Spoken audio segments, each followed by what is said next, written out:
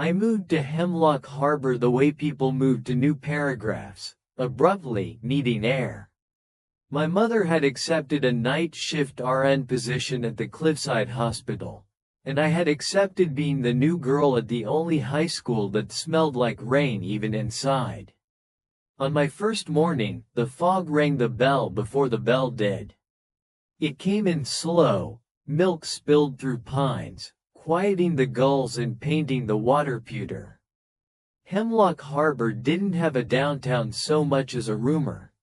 Thrift shop, bait shop, florist who sold apologies with every bouquet. The road to the school skirted the cemetery and its iron fence that frowned at the sea. I sat in the back of English with my notebook open to a blank page dangerous enough to count as a dare. Miss Keene talked about weather as emotion in Victorian novels. A boy 2 seats over drew constellations in the margin of a calculus worksheet and didn't bother to hide it. Dark hair, paler than the rest of us in the way porcelain is pale, on purpose, expensive. When he looked up, the fluorescent light flickered like it had been asked to flatter someone out of its weight class. Rowan Vale, whispered Priya, the lab partner fate had assigned me. He's in my chem class.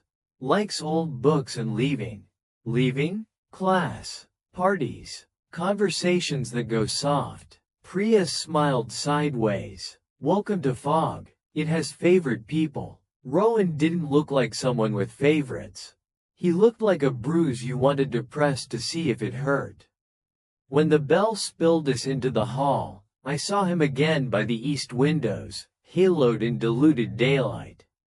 He glanced outside at the cliff path, and something in his face softened the way grief does when it hears a joke it needed. Then he left, and the light seemed relieved. That afternoon, I walked the cliff trail because I have a talent for doing the thing a town warns you about by accident. The fog thinned to lace. The sea did the endless rehearsal that passes for performance. A sign informed me that the promontory was called Gull's Spine. Another sign asked nicely that I not fall. Someone had carved a circle into the fence post at the overlook, precise, shallow, deliberate. The wood had silvered around it over years of weather, which meant this place kept its marks. I touched the circle. It felt like a doorbell. "Don't," said a voice behind me, lovely and alarmed. I turned. The boy from English stood there with a caution you'd give a candle in wind. Up close his eyes had that winter green that happens in deep harbors. He wore a charcoal coat buttoned to his throat as if he carried weather inside and wanted to be considerate. "It's just a carving," I said, "because courage and ignorance are cousins. That's what a shape says to hide what it does." His mouth tried a smile and decided on warning instead. "The tide takes names that get invited." "Names? Yours," he said simply. "Don't give it to the sea unless you mean it." "I'm Mira," I said, because of course I did. He flinched. "Of course you are." "Of course? Mirrors are trouble in my family," he said, as if that were a complete sentence. "I'm Rowan." Wind climbed the cliff like a cat that had remembered the way. The fog tugged at our sleeves. He looked at my hand, still on the carved circle, and his expression went old. "You know those stories," he said carefully, "about people who don't go out in the sun and who send back wine bottles to the bar because they can taste the year. You're allergic to daylight and pretension?" I offered. "That," he said, and then, quieter, "we call ourselves Lumen. It's a polite word for what we are. We take our life from light, not blood. The old stories blur the difference on purpose. The easiest way to survive is to be misremembered. The world did that trick it does when someone changes the lighting in a room. You think the walls moved. You drink light," I repeated, because sometimes restating the impossible makes it stay long enough to become furniture. "Not drink." He pressed 2 fingers to the inside of his wrist. "We pull. Sunlight is too loud, it burns. So we teach ourselves to listen. Starlight, candlelight, the blue of a television at 3 a.m., the spill of a phone screen on a face at midnight. We live on the things people don't think they're giving away. And the circle? A tide mark. Old Lumen marked the coast with places where taking went wrong. Don't touch them. I took my hand away because I am not brave, I am merely curious. How long has your family been here? Long enough that names have rust, he said. Long enough to owe the town more than it knows. Do you owe anyone more than that? I asked, surprising myself.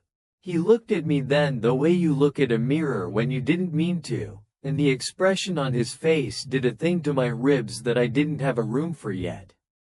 I owe myself a rule, he said finally. Don't make friends. How's that going? Poorly, he admitted, and left me on the cliff with the tide and the circle and a new worry. That I had found someone built of warning signs and decided to decorate them. At dinner, my mom asked about school with the soft force she used to make patients drink water. I said, fine, witch's daughter, for don't ask me about the thing I can't stop thinking about. She told me a story about an elderly fisherman who refused anesthesia for a shoulder relocation because pain is how I know I'm not done. We laughed in that way you do when the world shows its teeth and you decide to be polite about it. At 2 a.m., the fog came back to my window and tapped politely. I dreamed I stood on the cliff and the carved circle pulsed like a throat. When I woke, my room smelled like wet cedar. On my desk, a book I hadn't put there, the Hemlock Ledger, a bound collection of clipped newspaper notes going back 100 years. The page marked with ribbon, Midsummer Aurora startles harbor. Lanterns dim on their own, Vale house shutters for repairs. The ribbon smelled like salt.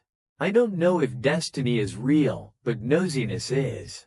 I took the book to school and, in English, asked Miss Keene if the library had more local history. She brightened the way teachers do when someone wants more than the period offers. Rowan used to run the archives club, she said. Before his break, you'll find your own words, she said kindly.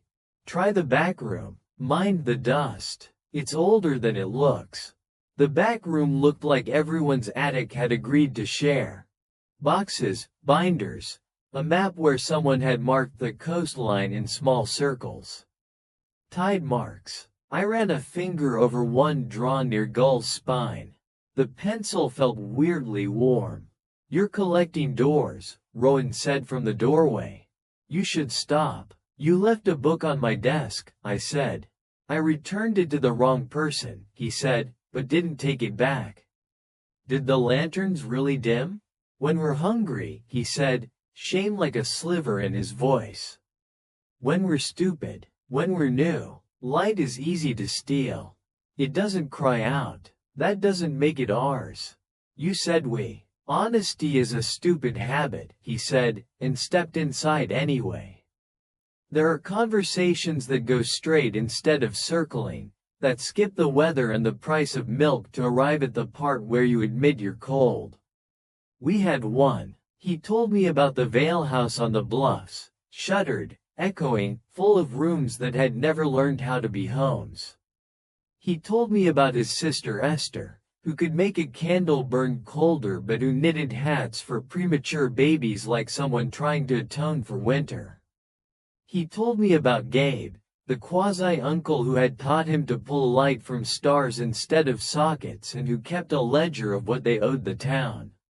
And me? I asked, because humility and vanity are sisters. You, he said slowly, give off the kind of light that doesn't leave a bruise when it's borrowed. That's a line. It's a measurement, he said. And it's why I should leave you alone. He didn't. I didn't ask him to. The fog kept arriving on time. The tide kept taking what it was promised. And the carved circle on the fence post kept thinking about being a mouth. We started choosing the same hallway at the same time. We learned the etiquette of secret friendships, the practiced distance in public, the collisions in aisles, the texts at hours you could pretend were accidents. Priya watched me watch myself and said nothing, banking her questions like a responsible friend.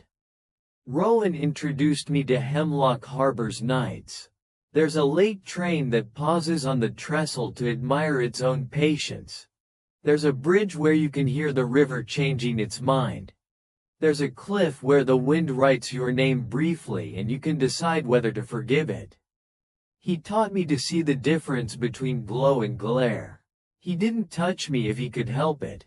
When his sleeve brushed mine once, I felt the barest boa constrictor squeeze, like a filament in a bulb getting brighter and arguing about it. He flinched away as if I were a sermon.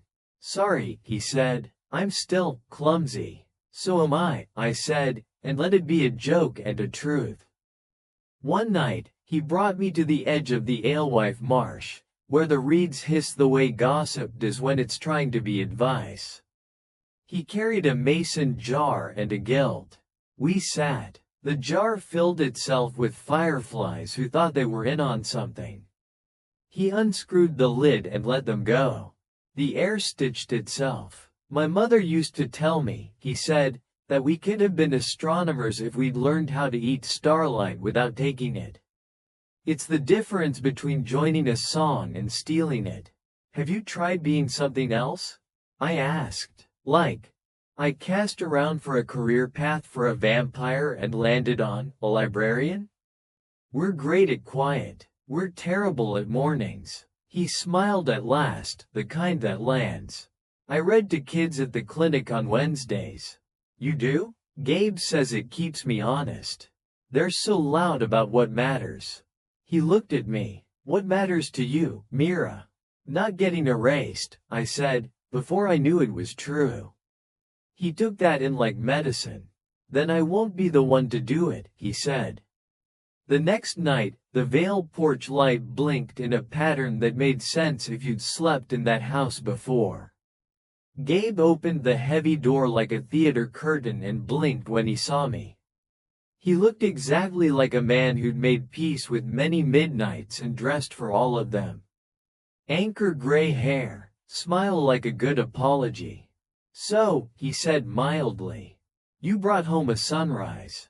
Rowan's face did a thing you do not want your face to do in front of your parent figure. "She's not, I mean she is, but..."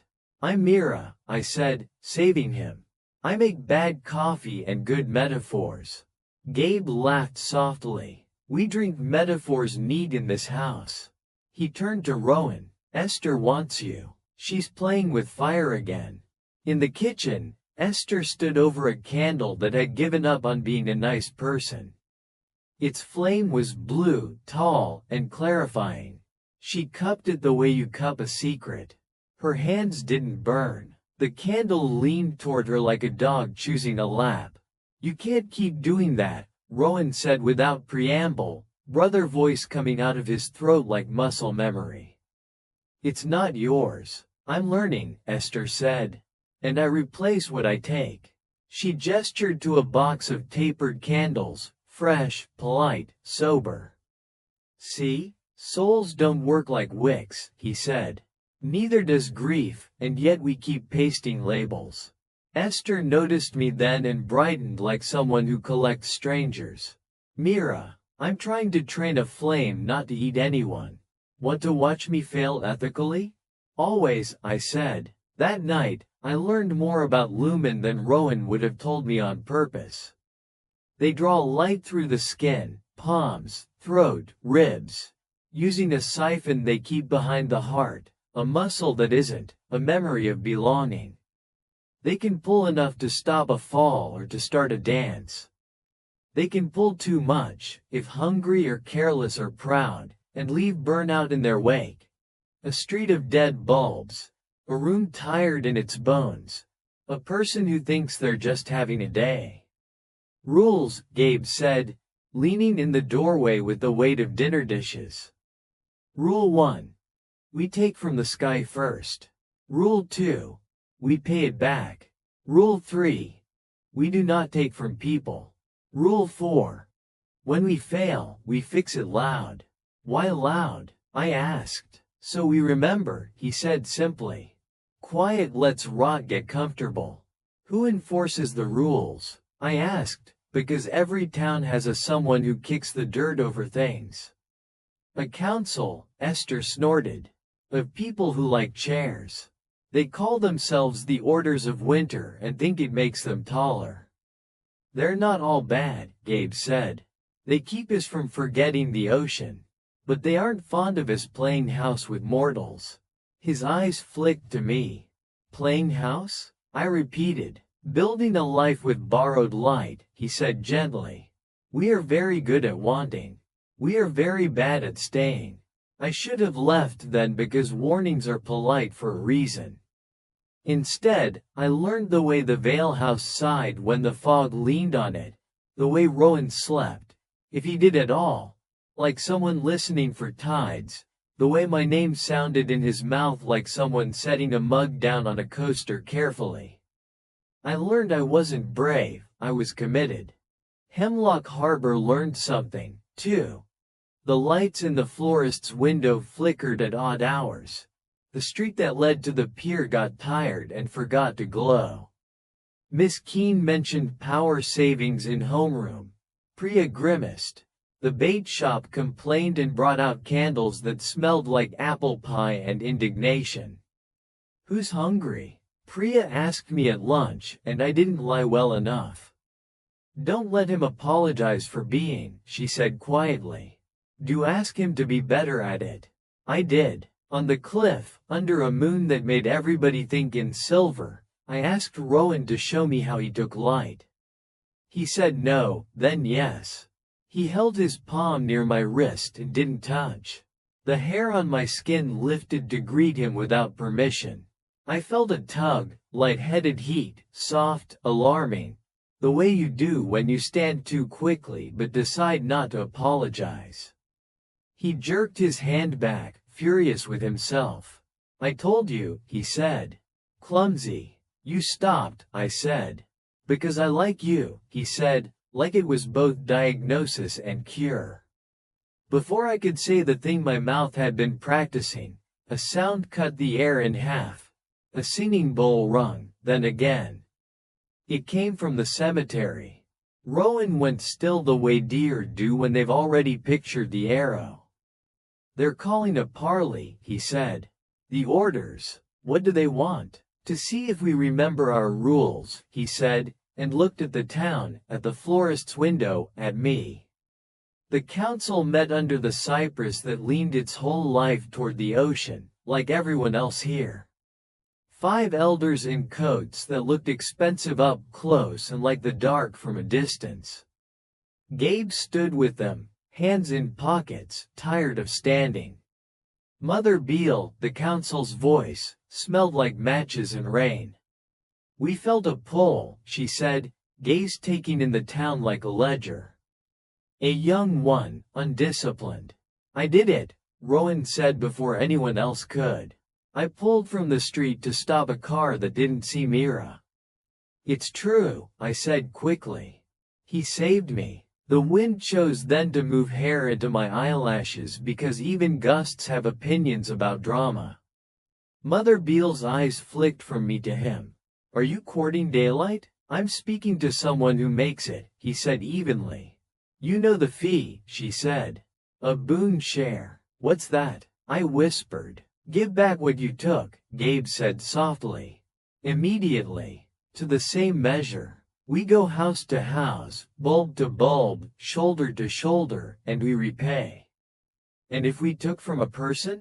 Rowan asked, not looking at me. Mother Beale's mouth made a line. Then someone else gives to put the scale right. I'll do it, I said, before I understood all of it. No, Rowan said sharply. She speaks, Mother Beale said, amused. She stays. If she helps, she belongs to our rule for a season. To your rule? I asked, stupefied and immediately defensive. To our watch, child, Gabe said, eyes kind. We look after our debtors. We don't let them be alone in their pain. Fine, I said, stupid and brave. Teach me how to hold a candle right. For a week, we mended light. We replaced bulbs and rewired old outlets and delivered batteries and apologies. Rowan stood in the back of a church and turned on the sanctuary lights with his eyes and then fed them so the bulbs would forget the tired.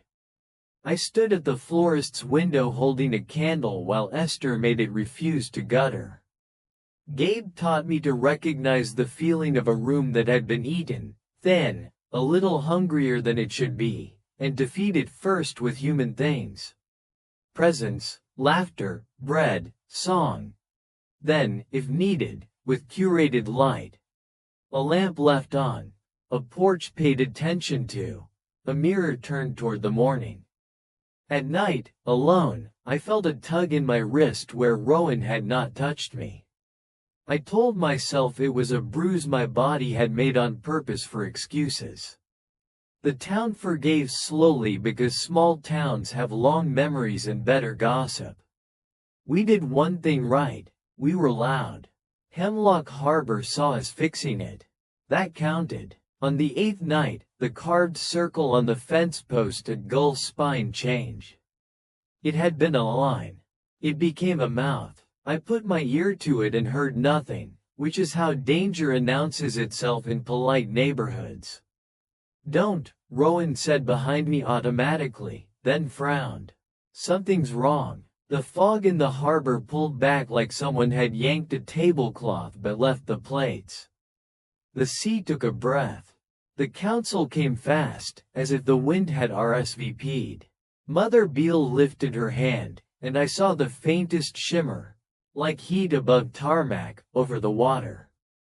The vast is hungry, she said. And we've been feeding too close to the shore. The vast? I squeaked. The old dark, Gabe said. The ocean of where all light goes when no one is careful. It's patient and greedy. It likes tides. It likes people who think debts are theoretical. What do we do? Esther asked. We ask it to wait, Mother Beale said. And we pay faster. I didn't sleep. The next morning, Hemlock Harbor watched the news anchor on TV talk about a weird power surge along the coast and pretended the footage wasn't our street. In chemistry, Rowan passed me a note that said meet me at dusk, dress warm, trust me. I did 2 of the 3. We met on the cliff. He held out his hand. I want to show you how to share instead of pull, he said. Not because you owe, but because I don't want to be hungry near you again. I thought I didn't give off the kind of light that bruises, I said. You don't, he said. And that scares me worse. He stepped behind me, like a dance teacher, and lifted my hands. The wind found our clothes and practiced scales on them. The sea prepared its opinions. Close your eyes, he said. No, I said, reflex. Fair, he said. Look at the horizon. Pretend it is someone you like and want to keep. Done, I said without humor. Open your hands, he said, and placed his palms under mine without touching. The air between our skin got busy. Now, offer, not to me, to the world, like you would a seat on a bus. Like you would a jacket. I don't have, I began. And then something in me located a cupboard I'd never inventoried. I opened it. Warmth moved through my palms like breath. The air shivered. The hairs on my arm stood in line. A white moth I hadn't noticed swooped through the space between our hands and glowed for a heartbeat, then continued being a moth like it had always had that trick. Rowan made a sound I will be selfish about all my life. The small honest kind people make when a hunger they didn't name gets fed. I didn't take anything, I said, alarmed and delighted. You shared, he said, equally. The difference is not subtle. I have spent a century pretending it was. I turned. He looked sunstruck and ashamed of it. You've been hungry 100 years? I asked, too big for the cliff. 19, he said quickly, then, the rest I slept through poorly. Why wake up? I asked, too small for the world. He looked at me. Fine, I said, because sometimes a girl must meet a cliché where it arrives. The wind changed. The sea moved closer like a friend in a crowded room. At the fence, the carved circle vibrated once like a bell rung by a finger. The vast had decided to speak. We stood at the fence like a choir with bad sheet music. The carved circle expanded, not in the wood, but in the air above it, like a second moon too close to the mouth. Through it, not water, not dark, absence. The kind that eats meaning for calcium. I felt suddenly and irrationally 16, which is to say conflicted and capable of swallowing glass. Mother Beale set a brass bowl on the fence post and struck it with a felt mallet. The note slid out over the cliff in a single long strand. It didn't fade, it traveled. The absence listened. We will pay, she said to the air. We will pay publicly. We will pay with interest. Give us 3 nights. The vast disliked negotiation, which I recognized as a personality trait I dated before. The circle trembled, then narrowed. The bowl's note held. The elders exhaled. 3 nights, Gabe echoed, voice tired of being right. We do not sleep. For 3 nights we fed Hemlock Harbor like it was coming home from a hospital. We told stories on porches. We put out quilts on steps so no one would feel like a guest. We lit lanterns and sang harmonies and refused to let anyone eat alone. Esther taught kids to make salt taffy and apologized to every stove she used. Gabe kept the ledger and wrote paid in large letters that looked like forgiveness taught to a hand. Priya organized a town, fix-it, brigade and made people who thought they had nothing to do carry extension cords and compliments. Rowan and I went door to door with a borrowed light meter and a polite may we. In the florist's shop, we turned every lamp on and I cupped my hands and let the air between our palms learn to glow. In the bait shop, we fixed the hum in the beer cooler and wrote Ode 1 Tide on a sticky note and left it on the register. On the pier, we handed out candles that had learned not to judge, and we told people how to keep them, near windows and apologies. Night 2, the circle on the fence stayed small. The bull's note had a nick in it. Mother Beale's hands shook and she let them. Pride is an expensive glove. On the 3rd night, a boy fell from the trestle. He didn't die because the river, newly fat with gratitude, caught him like a mother who just remembered the baby was slippery. The town cheered, after the scolding. The circle on the fence shivered and closed to a coin. I cannot do this again, Mother Beale said to Gabe, to the elders, to the night. We will teach instead of punish. We will stop pretending rules are enough. Rules keep people from falling, Gabe said gently. They also keep them from dancing, she snapped, then smiled, startled by her own edge. Someone get that girl a cocoa, she added, seeing me. She looks like she's been polite for 3 nights. Rowan walked me home along the cliff path because it's cruel to send anyone back to a quiet apartment after a town has admitted it needs you. At my door, we did the goodbye that lasts longer than the math wants it to and finally laughed at ourselves and the bus schedule that would not be written. Can I try something? He asked. The right way. Define right, I said, throat not being a team player. He lifted his hand and hovered it a half-inch from my cheek, the space where permission lives. He offered not to pull, not to take, but to share. The air between us ticked like sunlight in dust. I leaned, the way a plant does when the window opens. The space between our skins went warm enough to be a vow. He pulled back. We're ridiculous, he said. We are alive, I said, and let that stand. The orders declared the debt paid. The town declared movie night at the park. The fog tried to RSVP and got told to go around back like smoke. The morning after, the carved circle on the fence had grown a hairline fracture. Not bigger, not mouth, cracked. As if something had pushed from the other side and decided against it at the last second. Priya noticed. That looks like a metaphor, she said, which is why she is my friend. We're not done, I said. That evening, Rowan found me at the library holding a stack of books about shipwrecks and etymology like somebody looking for two different kinds of rope. Come to the house, he said. Gabe wants to show you something. And I want you to see where trouble starts. The Vale attic smelled like cedar and old promises. Gabe lifted a floorboard with a fond sigh and brought out a wooden box that had been a tree with secrets. The ledger, he said, and placed it on a table. Not the one we carry around to get humble.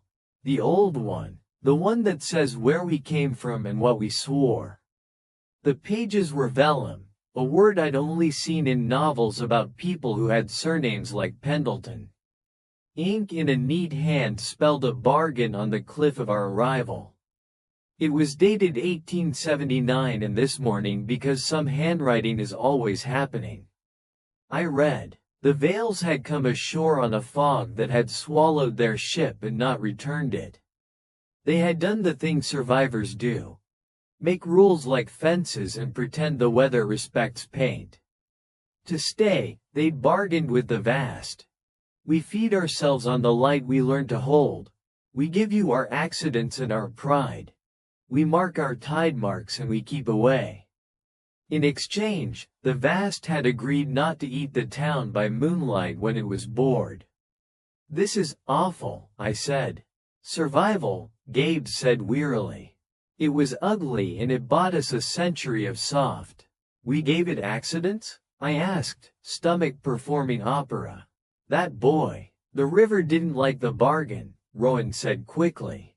It's why he lived. We need a new deal, I said, as if poetry could argue with an ocean. Agreed, Mother Beale said from the attic doorway, because the elders are never not where you need them when you've read a rule out loud. The old bargains are cruel because the world was. We will write a new one with better grammar. How? I asked, stupid with hope.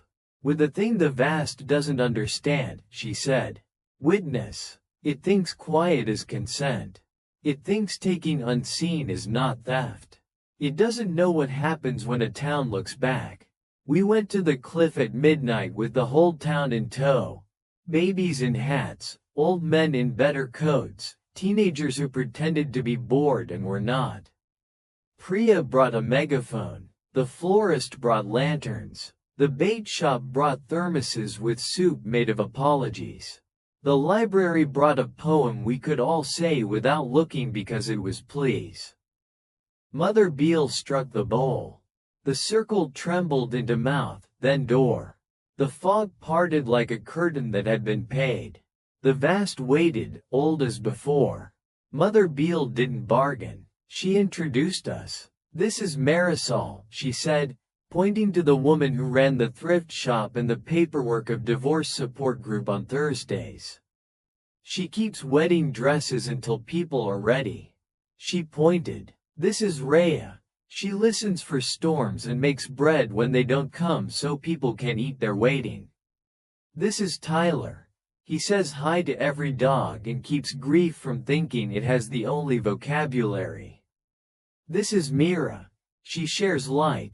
She keeps boys from falling without making them feel like a headline. This is Rowan. He thought rules would be enough and learned better. She went on for a long time. Names piled like sandbags against a flood. The vast did not understand names. It understood quantities. It frowned, which looked like a wave rearranging its own crest. Mother Beale lifted my hand. Offer, she said, not to the vast, to the town. Do it while it watches. I opened the cupboard inside me. The air warmed. Lanterns answered, happy to have their joke explained. People exhaled. The carved circle shrank until it was a knot in old wood again. That's it? Priya asked, a little disappointed. "That's it," Mother Beale said, exhausted and delighted. "We're done apologizing for needing each other." The town went home, which is the most important miracle in any story. On the way back, Rowan took my hand without hovering and didn't pull and didn't share, he simply held. It felt like a chastened tide and a beginning. "I thought I was a danger," he said. "You were," I said. "Then you weren't. People don't change that fast," he said. "Rules do," I said. The fog, late for once, arrived anyway. Spring in Hemlock Harbor is an apology letter written in crocuses. The streetlights learned their manners again. The florist's window discovered a dimmer switch. People stopped telling me to watch my step and started asking if I'd seen the new otters by the pier. Rowan and I told no one and everyone. Miss Keene graded our essays harder to keep us honest. Priya planned a graduation prank that involved biodegradable glitter and the bait shop's unhelpful permission. The council disbanded for 1 month to practice humility and hosting and to let their coats remember what chairs feel like from the other side. Gabe took up morning walks. Esther taught a class on coaxing, how to ask fire to behave and forgive yourself if it didn't. Mother Beale insisted on community soup at the church hall every Wednesday until winter ended and then for 2 extra weeks to annoy complacency. At night, Rowan and I walked the cliff for the pleasure of calling it ours and not tiny. He told me more about being Lumen. How stars taste different depending on what they're watching, weddings, extra helium, funerals, a clean note that sticks to your teeth, how neon is youthful and best avoided if you want to sleep, how cheap candles lie and good candles tell you about bees. "Do you ever want to be mortal?" I asked. "I am," he said. "Just not fast." "Then what's dying like?" "Don't know yet," he said, plain. "But I know what staying feels like now." We kissed for the first time under a street lamp we had fixed, which is not romantic until you understand how hard light worked to be there. It was the kind of kiss that didn't steal anything because it was too busy offering. It didn't feel like closure. It felt like making a hole in your calendar on purpose and not filling it with a task. At graduation, the sky performed a harmless mood swing. Priya delivered a valedictory that argued for naps as civil rights. I tripped and didn't fall. I did get to hand Miss Keene a copy of my essay about weather and secrets and children who learned to share light in towns that survive themselves. After, the fog skipped the party but sent a card. The tide stopped sulking. The carved circle on the fence grew lichen and tired of its own symbolism. The vast went to be old somewhere else. On my last night before leaving for a state university that had insistently offered me a full ride I pretended I hadn't prayed for, I walked to the cliff alone and found Rowan there, polite enough to look like he had only just arrived. "Will you be okay?" I asked. It is astonishing how fast the new word for "we" becomes you at the door of a car. "I have a town to feed," he said, smiling. "And a girl to visit if she'll have borrowed coffee." "Bring candles," I said. "The good ones. We'll teach your light to say please." He looked at me the way winter looks at a southern window. "I owe you," he said. "No," I said, and meant it. "You owe everyone. I just collected early." We sat on the fence, risky now only in the way splinters are, and watched boat lights practice not being stars. The wind wrote our names inaccurately and we forgave it. When we stood to go, I pressed my palms together, opened them, and let the air between them gently brighten. The moths approved. The street below blinked once and stayed steady. On the first day of classes, I taped a piece of paper above my dorm desk that read, "Offer, don't pull." I taped another below it, "Be loud when you fix it."